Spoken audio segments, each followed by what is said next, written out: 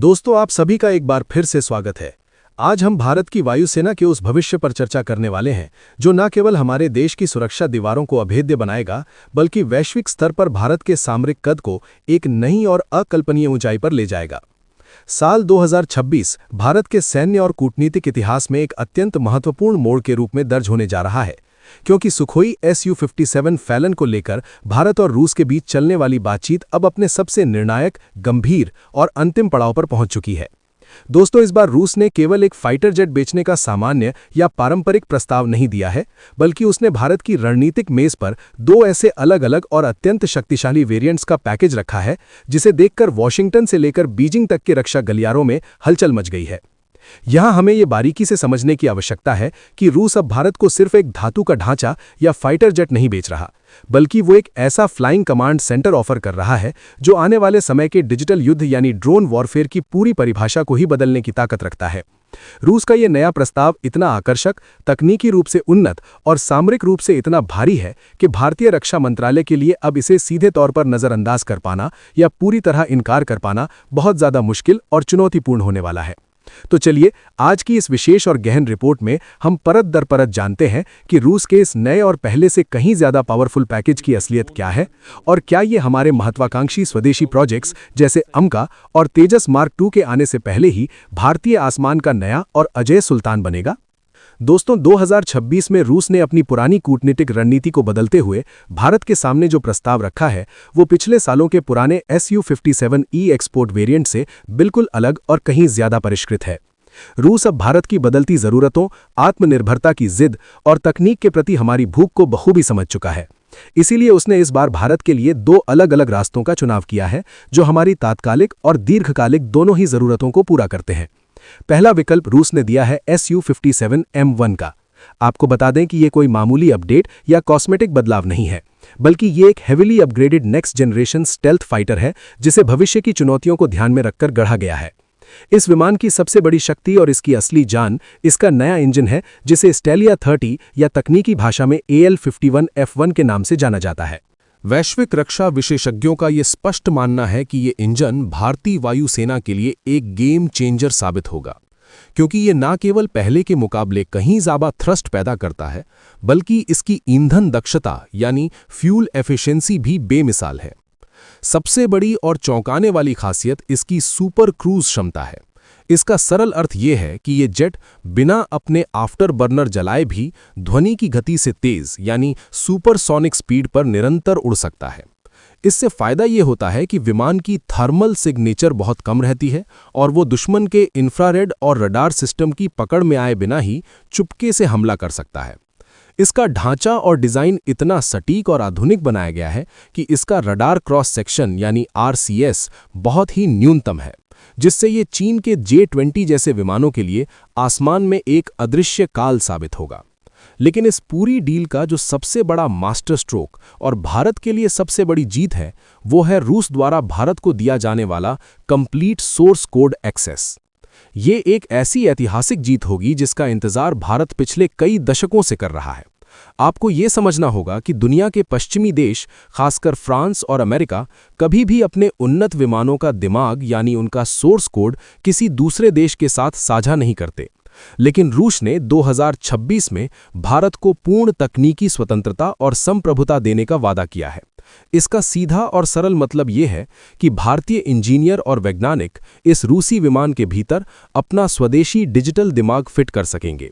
हम इसमें अपना खुद का बनाया हुआ विरूपाक्ष ईसा रडार लगा पाएंगे, अपनी घातक अस्त्र सीरीज की मिसाइलें तैनात कर पाएंगे और भविष्य की ब्रह्मोस NG जैसे विनाशकारी हथियारों को भी इससे जोड़ सकेंगे। यानी ये Su-57 एक ऐसा अनूठा इंडो रशियन हाइब्रिड फाइटर बनेगा जिसकी मशीनरी और ढांचा रशियन होगा, लेकिन उसका नियंत्रण, उसके हथियार और उसकी मारक क्षमता पूरी तरह से भारतीय ज़रूरतों के हिसाब से कस्टमाइज होगी।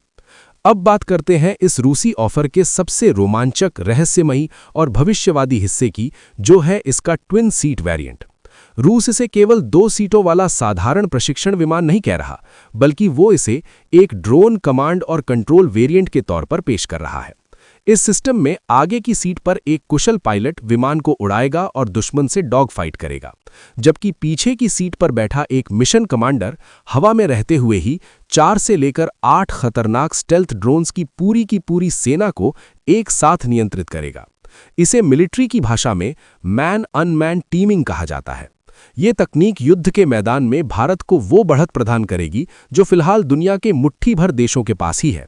कल्पना कीजिए, अगर सीमा पर कहीं बहुत ज्यादा खतरा है या दुश्मन का एयर डिफेंस सिस्टम बहुत मजबूत है, तो हमारा पायलट खुद वहां जाने के बजाय अपने स्टेल्थ ड्रोन्स को आगे भेजेगा जो दुश्मन के रडार को तबाह कर देंगे। जब रास्ता पूरी तरह सुरक्षित और साफ हो जाएगा, तब ये मुख्य फाइटर जेट अंदर जाकर अपने मिशन को अंजाम देगा। भारत का अपना घातक यूकैव और लॉयल विंगमैन प्रोग्राम इस रशियन सिस्टम के साथ पूरी तरह से फिट बैठता है। रूस की एक और अत्यंत प्रभावशाली और बड़ी पेशकश ये है कि वो हिंदुस्तान एरोनॉटिक्स लिमिटेड HAL की नासिक फैसिलिटी में ही इन विमानों के पूर्ण स्थानीय उत्पादन यानी मेक इन इंडिया के लिए तैयार है। रूस चाहता है कि भारत कम से कम 100 विमानों का निर्माण अपनी धरती पर करे। हालांकि भारतीय वायुसेना IAF इस समय अपनी रणनीतियों को लेकर बहुत ही सतर्क और संतुलित रुख अपना रही है। वायुसेना फिलहाल केवल 36 से 40 विमानों की तत्काल खरीद पर विचार कर रही है, ताकि हमारे स्वदेशी एमका के आने से पहले जो एक 5th जनरेशन तकनीक का गैप बन रहा है, उसे तुरंत भरा जा सके। चीन जिस तरह से हिमालयी सीमाओं पर अपने J-20 विमानों को तैनात कर रहा है और पाकिस्तान को तकनीकी मदद दे रहा है, उसे देखते हुए भारत के लिए 5वीं पीढ़ी के फाइटर जेट का एक्सेस मिलना अब विलासिता नहीं बल्कि एक अनिवार्य जरूरत बन गया है। इस बुलेटिन की दूसरी और उतनी ही महत्वपूर्ण खबर DRDO के माणिक इंजन प्रोग्राम से जुड़ी हुई है। DRDO ने अब यह दृढ़ फैसला लिया है कि उनका स्मॉल टर्बोफैन इंजन यानी माणिक भारत के नए medium wait stealth unmanned combat vehicle के लिए ऊर्जा और शक्ति का मुख्य स्रोत बनेगा। ये इंजन 1.5 से 2.5 टन के ड्रोन्स के लिए विश्व स्तर पर सबसे बेहतरीन माना जा रहा है। DRDO का लक्ष्य केवल एक इंजन बनाना नहीं है, बल्कि एक ऐसा एकीकृत प्लेटफॉर्म तैयार करना है जिसे भविष्य की क्रूज मिसाइलों और अलग-अलग श्रेणी के आत्मघाती ड्रोन्स में भी इस्तेमाल किया जा सके। जहां हमारे भारी और रणनीतिक ड्रोन्स के लिए कावेरी इंजन पर तेजी से काम चल रहा है, वहीं माणिक इंजन उन छोटे, फुर्तीले और मध्यम श्रेणी के ड्रोन्स को ताकत देगा जो जासूसी, निगरानी और सटीक सर्जिकल स्ट्राइक के लिए इस्तेमाल किए जाएंगे। कुल मिलाकर साल 2026 भारत के लिए सैन्य सशक्तिकरण और सामरिक आत्मनिर्भरता का एक महावर्ष साबित होने वाला है। एक तरफ Su-57 के रूप में हमें वो वैश्विक तकनीक और फ्लाइंग कमांड सेंटर मिल रहा है जो हमें रातों रात दुनिया की सबसे घातक वायुसेनाओं की श्रेणी में खड़ा कर देगा, तो दूसरी तरफ DRDO और HAL के माध्यम से हम अपनी स्वदेशी जड़ों को सींच रहे हैं। भारत को अब ये बहुत सोच समझकर तय करना है कि वो रूस के इस विशालकाय और ऐतिहासिक ऑफर के साथ कितनी गहराई तक जाना चाहता है। क्या हम सिर्फ कुछ विमान खरीदकर अपनी तात्कालिक कमी को पूरा करेंगे या भारत को 5वीं और 6वीं पीढ़ी के विमानों का एक वैश्विक मैन्युफैक्चरिंग हब बनाएंगे? ये एक ऐसा फैसला है जो आने वाले कई दशकों तक पूरे एशिया की जियोपॉलिटिक्स, शक्ति संतुलन और हमारी राष्ट्रीय सुरक्षा की दिशा और दशा को निर्धारित करेगा। आपको इस बारे में क्या लगता है? क्या भारत को एमका के इंतजार के बीच रूस के इस ड्रोन कमांड सेंटर वाले ऑफर को तुरंत हरी झंडी दे देनी चाहिए? कमेंट सेक्शन में अपनी राय और सुझाव हमारे साथ जरूर साझा करें। अगर आपको ये विस्तृत और गहन विश्लेषण पसंद आया हो तो वीडियो को लाइक करें और रक्षा जगत की ऐसी ही और भी महत्वपूर्ण और एक्सक्लूसिव खबरों के लिए हमारे चैनल को सब्सक्राइब करना ना भूलें। मिलते हैं अगले एपिसोड में कुछ और नई और बड़ी अपडेट्स के साथ। तब तक के लिए अपना और अपने देश का ख्याल रखें। जय हिंद, जय भारत।